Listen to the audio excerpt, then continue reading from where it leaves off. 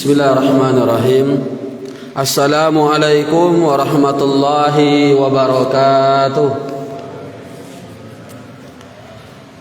Innal hamdalillah nahmaduhu wa nasta'inuhu wa nastaghfiruh wa na'udzu billahi min shururi anfusina wa min sayyiati a'malina.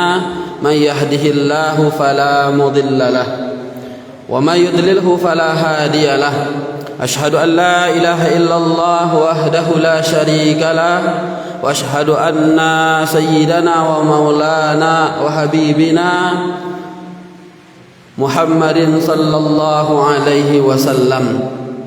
Amma ba'du, fa ya ayyuhal muslimun usikum wa iyaya bitaqwallah faqad fazal muttaqun. Qala Allah Ta'ala fil Qur'anil Karim, a'udzu billahi minasy syaithanir rajim. Bismillahirrahmanirrahim. Wa min ayatihi an khalaqa lakum min anfusikum azwajan litaskunu ilaiha wa ja'ala bainakum mawaddatan wa rahmah. Inna fi dzalika laayatin liqaumin yatafakkarun. Wa min ayatihi khalqus samawati wal ardi wa ikhtilafu alsinatikum wa alwanikum. Inna fi dzalika laayatin lil alimin. Sadaqallahul azim. Bapak-bapak, ibu-ibu, jemaah salat subuh yang dirahmati Allah Subhanahu wa taala. Mari kembali kita bersyukur kepada Allah atas rahmat, hidayah dan karunia dari Allah Subhanahu wa taala yang alhamdulillah pada pagi hari ini kita masih diberikan kesempatan, kesehatan, keteguhan iman untuk melaksanakan tugas kita sebagai seorang muslim, salat subuh berjamaah. Walaupun diuji dengan hujan gerimis, bapak-bapak, ibu-ibu, alhamdulillah kita mampu untuk melawan godaan syaitan. Kalau syaitan goda, lebih enak lanjutkan tidur daripada dingin-dingin ke masjid. Akan tetapi alhamdulillah kita yang hadir di masjid pada pagi hari ini diberikan kekuatan untuk melawan itu semua. Selawat berangkaikan salam buat arwah pucuk pimpinan kita Nabi besar Muhammad sallallahu alaihi wasallam. Allahumma salli ala Muhammad wa ala ali Muhammad. Bapak-bapak, ibu-ibu, jemaah salat subuh yang dirahmati Allah Subhanahu wa taala. Untuk mengisi waktu pagi kita pada pagi hari ini, kita coba lihat surah Ar-Rum ayat 21, 22, kalau bisa 23 dan 24. Allah Subhanahu wa taala mengajak kita untuk mentadabburi ayat-ayatnya. Wa min ayatihi, dan daripada ayat-ayat Allah. Tujuannya apa? Tujuannya ayat tersebut agar kita bisa mengenal Allah Subhanahu wa taala. Ma'rifatullah, kita kenal dengan Allah. Kalau bapak-bapak pergi ke rumah saudara, kemudian dikasih alamatnya, tanda-tandanya, dekat jembatan, dekat masjid, kemudian belok kiri dan belok kanan, gang itu, maka sampai di rumah kosong berapa gitu, sampai di rumah saya, seperti itu. Allah Subhanahu wa taala juga menaruh rambu-rambu seperti itu, bapak-bapak, ibu-ibu. Namanya Allah Subhanahu wa taala. Karena tak mungkin kita sayang, tak mungkin kita cinta, bapak-bapak, ibu-ibu, kalau kita tidak mengenalnya. Maka Allah kasih rambu-rambunya, tanda-tandanya agar kita bisa mencintai Allah Subhanahu wa taala. Alim ulama kita membagi ayat-ayat Allah ini menjadi dua. Yang pertama ayatul Qur'aniyah, ayat-ayat Quran, yang mana pengertian Al-Quran kalamullah yang diturunkan kepada Nabi Muhammad melalui perantara Jibril yang bernilai ibadah di dalam membacanya. Itu namanya Al-Quran. Itu ayatul Qur'aniyah. Kemudian yang kedua ada namanya ayatul kauniyah, ayat-ayat kauniyah, seperti diciptakannya bumi dan langit, diciptakannya manusia, proses penciptaannya, diturunkannya hujan, adanya kilat dan petir. Itu semua ayat-ayat Allah agar kita bisa mengenal Allah, kemudian timbul rasa cinta kepada Allah Subhanahu wa taala. Bapak-bapak, ibu-ibu, jemaah salat subuh yang dirahmati Allah Subhanahu wa taala. Kita lihat ayat-ayat Allah yang pertama di dalam surah Ar-Rum ayat 21. Allah Subhanahu wa taala berfirman, "Wa min ayatihi an khalaqalakum min anfusikum azwajan litaskunu ilaiha wa ja'ala bainakum mawaddatan wa rahmah." Ini ayat masyhur Bapak Ibu, ayat terkenal. Karena hampir setiap ada acara nikahan, ini ayat yang digunakan. Jadi ini ayat sudah tidak asing lagi. Kalau kita dengar awalnya saja, wa min ayatihi. Ini surah Ar-Rum ini, ayat 21. Akan tetapi ayat ini umum Bapak Ibu. Kita boleh membacanya di kapanpun. Waktu subuh, ya, waktu zuhur, asar, habis-habis salat boleh kita baca. Tidak harus kita baca hanya ketika ada acara walimahan saja, enggak. Ini ayat pertama yang Allah gambarkan kepada kita sebagai hamba. Wa min ayatihi an khalaqalakum min anfusikum azwajan litaskunu ilaiha. Daripada ayat-ayat Allah tersebut, Allah Subhanahu wa taala menciptakan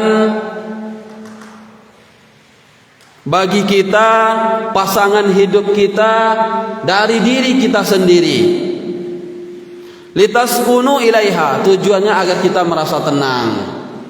Bapak-bapak, ibu-ibu, di sini dijelaskan pasangan.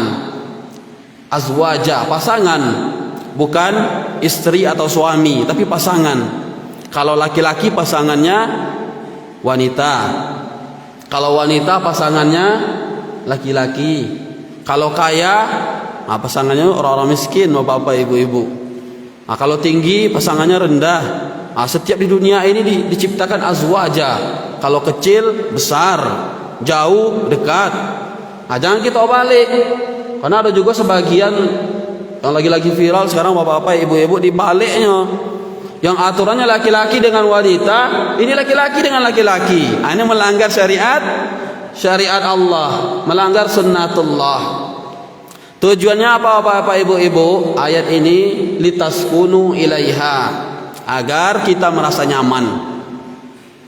Karena sebelum nikah Bapak Ibu kita bergejolak, nak. Dulu sebelum nikah tuh bergejolak jiwanya, hatinya. Kalau melihat yang cantik langsung bergejolak. Seperti itu, rasa cintanya menggebu-gebu. Apa setelah nikah tenang. Litaskunu ilaiha, menjadi tenang. Yang dahulu bergejolak, sekarang tidak bergejolak lagi. Menjadi tenang. Di rumah dulu tidak betah. Kalau sebentar Bapak Ibu kalau masa-masa bujang tuh, pengennya nak jalan-jalan keluar. Tapi setelah nikah, kalau bisa di rumah, ya Pak, tenang di rumah. Apalagi ada anak-anak yang saleh dan soleha, ada istri yang soleha yang menemani. Ini tenang kita di rumah. Tujuannya litaskunu ilaiha. Kemudian tujuannya untuk menghidupkan yang namanya maqasidus syariah, tujuan syariat Islam. Jadi ada 5 Bapak Ibu tujuan maqasidus syariah itu, tujuan syariat Islam itu ada 5. Yang pertama, hifzun nafsi. Ini tujuan pertama dari maqasidus syariah, menjaga nyawa manusia. Yang Islam diturunkan rahmatan lil alamin, maka tujuan pertamanya adalah menjaga nyawa manusia. Jadi kalau ada orang bapak-bapak, ibu-ibu, dia mengambil nyawa manusia dengan tanpa bukti, dengan tanpa kebenaran, maka ini melanggar maqasidus syariah. Tembaknya lah, pukulnya pakai perang, pakai alat tajam, meninggal dunia, maka ini sudah melanggar maqasidus syariah. Ini tidak dibenarkan dalam Islam. Nyawa manusia di dalam Islam itu dihukum haram, tidak boleh dihalalkan tanpa ada hal yang membenarkannya. Kalau dalam Islam ada namanya qisas, itu boleh. Si fulan bunuh si fulan, dibawa ke mahkamah, kemudian mahkamah memutuskan hukum mati, baru dibolehkan itu untuk dibunuh. Kalau tidak boleh. Itu tujuan daripada agama Islam. Bukan saja nyawa manusia, termasuk juga makhluk yang lainnya. kita tidak boleh semena-mena untuk menghabisinya. Rasulullah menasihati para sahabat beliau sebelum berangkat untuk berperang. Apa kata beliau? Jangan bunuh orang tua, jangan bunuh anak-anak, jangan tebas pohon. Pohon saja bapak ibu-ibu itu dilarang oleh Rasulullah untuk ditebas sembarangan, apalagi nyawa manusia. Yang kedua, hifzul mal, menjaga harta.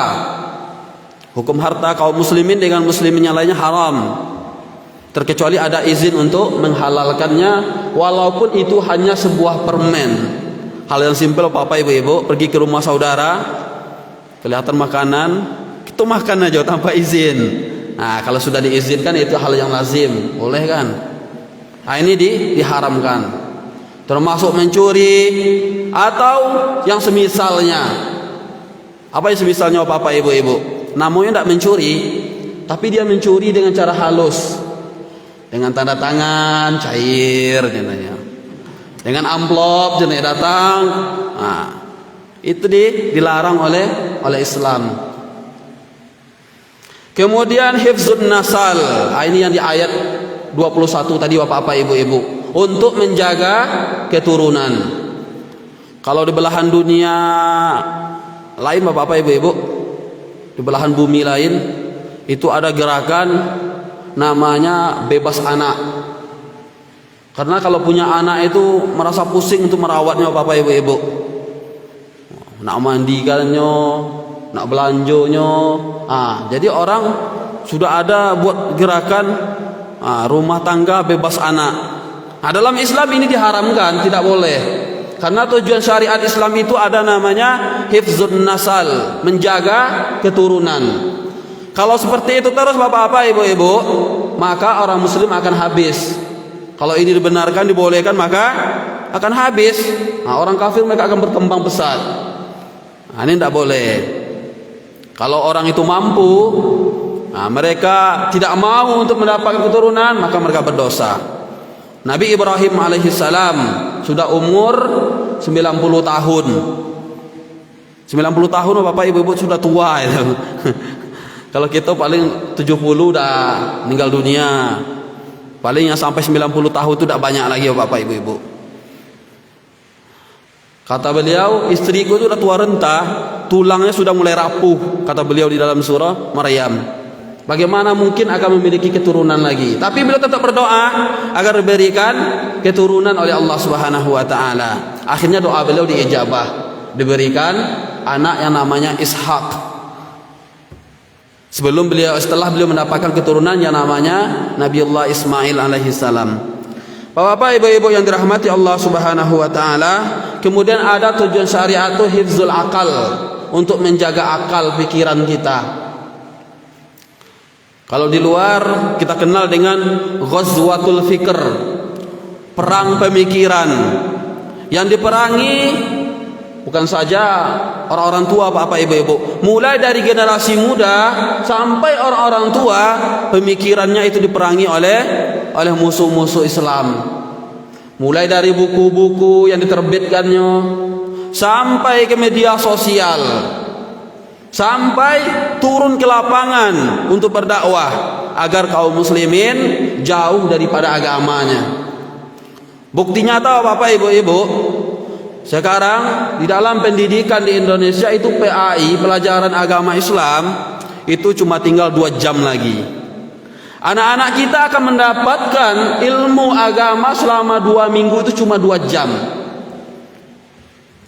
Sedangkan setiap hari kita asah bapak ibu-ibu, banyak juga yang tak jadi. Apalagi kalau seminggu cuma 2 jam. Bagaimana mereka kenal dengan salat, bagaimana mereka kenal dengan masjid, bagaimana mereka tahu cara wudu yang betul. Ini mustahil kalau seminggu cuma 2 jam. Ini bukti nyata anak-anak kita dipisahkan daripada agamanya.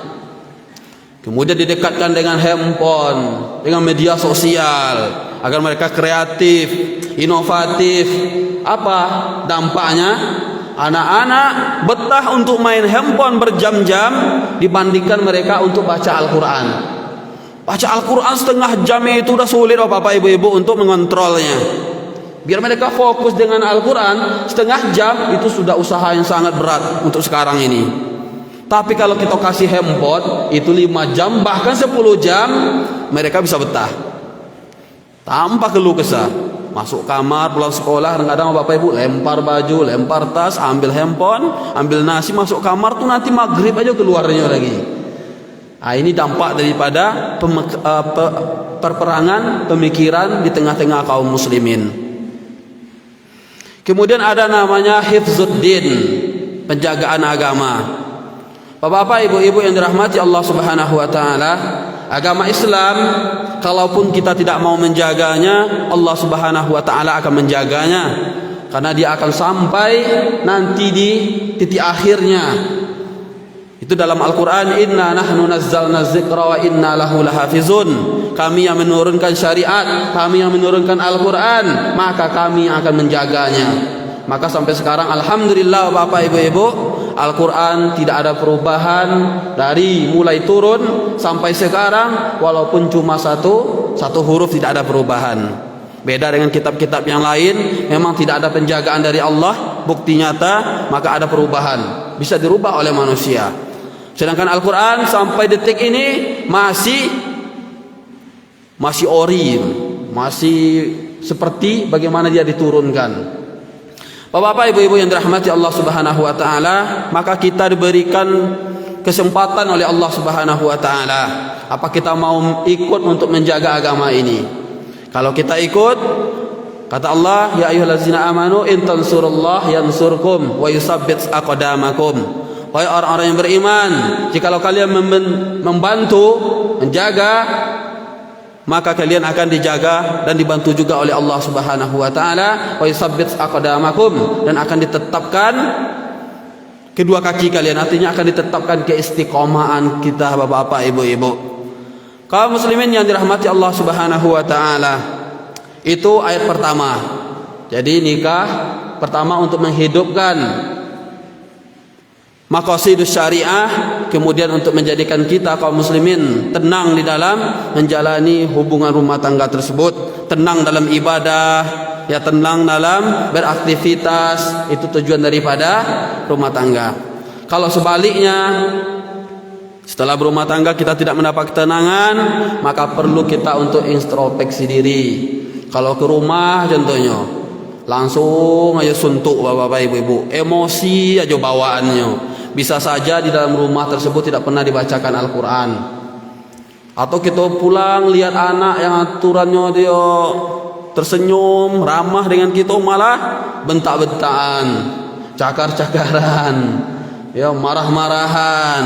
Nah, kalau seperti ini tidak ada ketenangan, berarti tujuan daripada rumah tangga tadi tidak tercapai. Maka perlu kita untuk mengintrospeksi diri kita, mungkin kurang di dalam ibadahnya, didikannya, atau yang semisalnya. Bapak-bapak, ibu-ibu yang dirahmati Allah Subhanahu wa taala, kemudian kita lihat ayat berikutnya, wa min ayatihi khalqus samawati wal ardi wa ikhtilafu alsinatikum wa alwanikum. Allah Subhanahu wa taala ciptakan langit dan bumi. 7 lapis langit, 7 lapis bumi, semuanya diciptakan Allah untuk menjadi ayat, tanda-tanda untuk kita membuktikan bahwa Allah Subhanahu wa taala itu ada, bahwa Allah Subhanahu wa taala itu berkuasa. Bagaimana tidak Bapak Ibu-ibu? 7 lapis langit dengan 7 lapis bumi itu diciptakan oleh Allah Subhanahu wa taala lengkap dengan hiasan-hiasan yang ada di dalamnya. Kalau langit di dalam surah Al-Muluk, Allah Subhanahu wa taala tantang manusia. Coba palingkan pandanganmu ke langit. Kemudian lihat. Jadi kalau hari cerah Bapak-bapak, Ibu-ibu, sebelum berangkat subuh ke masjid, lihat langit. Betapa banyaknya bintang-bintang, ada bulan.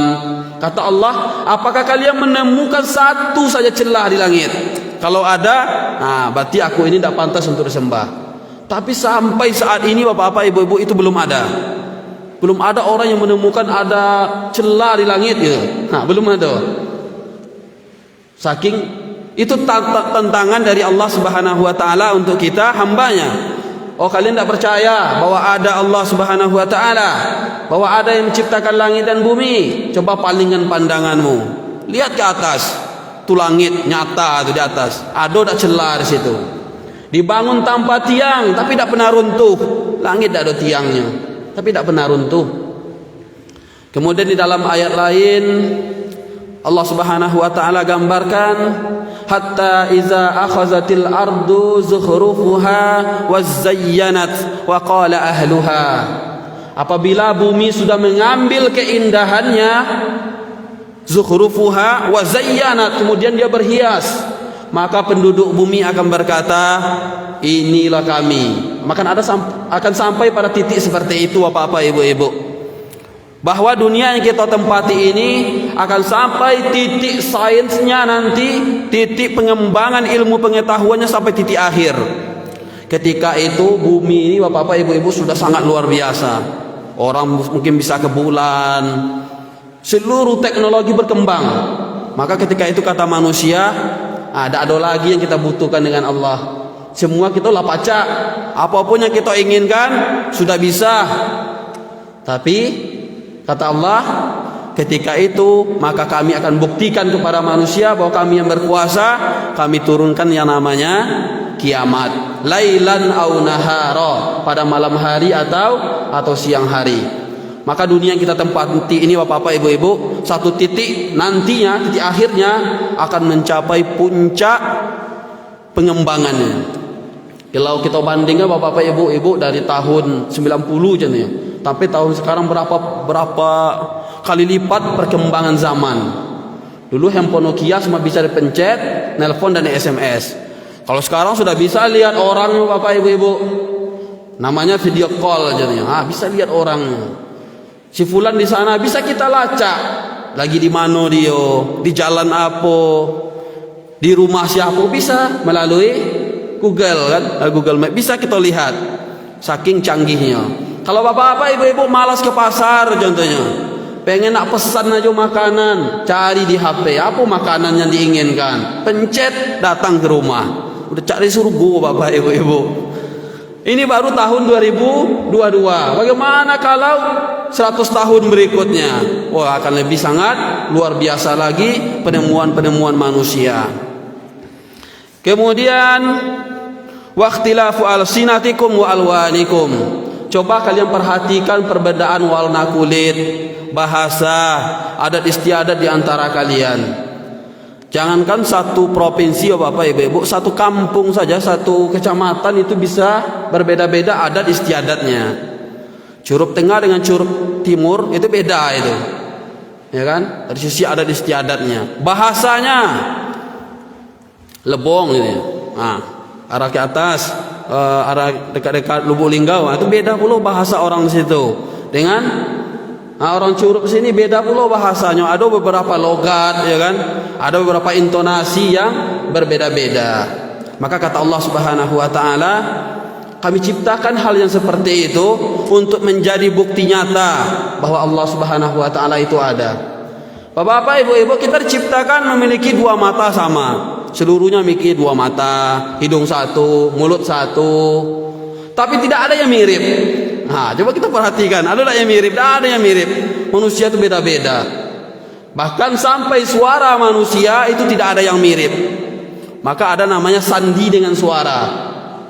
Kalau suara mirip, berarti bisa nanti buka password atau sandi orang tersebut. Ini tidak mirip. Dengan suara baru bisa buka ATM contohnya. Nanti akan berkembang seperti itu Bapak Ibu. Termasuk ini sidik jari. Ini tidak ada yang mirip satu orang pun di dunia ini. Beda kalau walaupun diciptakan bentuknya sama. Ini bukti daripada kekuasaan Allah Subhanahu wa taala. Bapak-bapak, ibu-ibu yang dirahmati Allah Subhanahu wa taala, mungkin sampai sini dulu kajian subuh kita pada pagi hari ini. Insyaallah mungkin ada kita yang beraktivitas, ya. Ada yang nak ke kantor, ada yang nak sekolah. Nah, bisa siap-siap. Kita tutup dengan doa kafaratul majelis. Subhanakallahumma wa bihamdika asyhadu an la ilaha illa anta astaghfiruka wa atubu ilaik. Assalamualaikum warahmatullahi wabarakatuh.